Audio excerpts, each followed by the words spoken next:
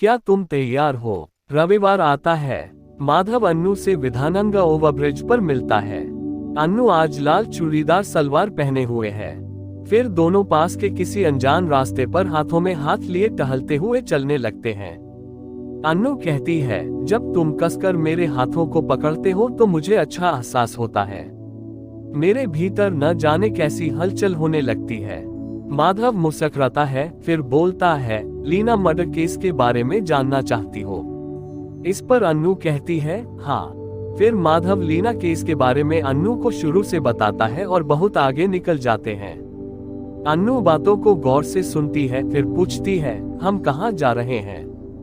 ये रास्ता तो मैं नहीं जानती।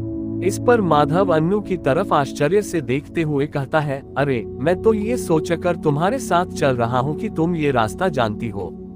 अन्नू तुरंत बैरकपुर स्टेशन के लिए कैब बुक करती है।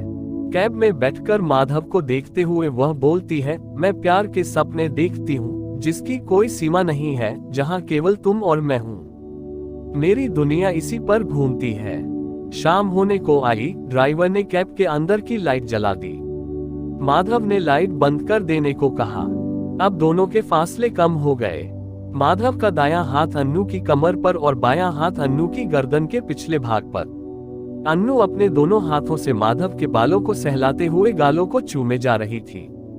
माधव भी अब अन्नू के होठों को चूमना शुरू कर देता है। वह होठों से नीचे आने ही वाला था कि ड्राइवर ने दो चीख मारी। ड्राइवर के सामने एक आईना लगा है जिस पर वह दोनों की हरकत देख रहा था। कुछ देर बाद बैरकपुर स्टेशन आ जाता है और दोनों वहां से फेरी घाट जाने के लिए रिक्शा पकड़ते हैं। बैरकपुर फेरी घाट जाने के रास्ते में आर्मी कैंप और बहुत सारे सरकारी ऑफिस वाले रास्ते, जो कि काफी मुर्दार और अंधकार में हैं, इसका लाभ उठाते हुए दोनों रिक्शे पर भी रोमांस करते हैं। कुछ देर बाद फेरी घाट आ जाता है जहां लाइट की चमक थी।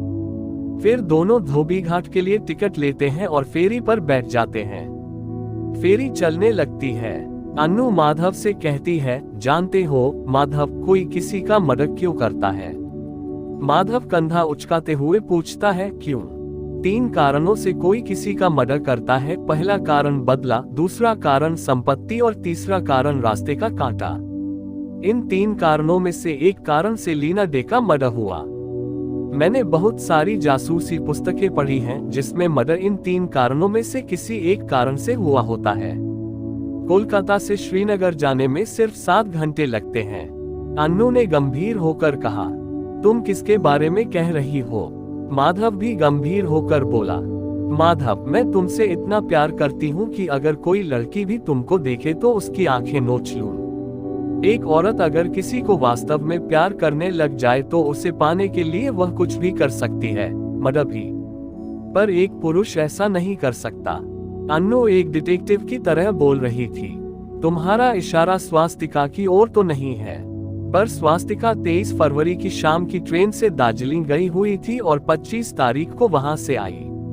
टी के द्वारा चेक किया हुआ टिकट भी स्वास्तिका ने दिखाया है, माधव ने कहा।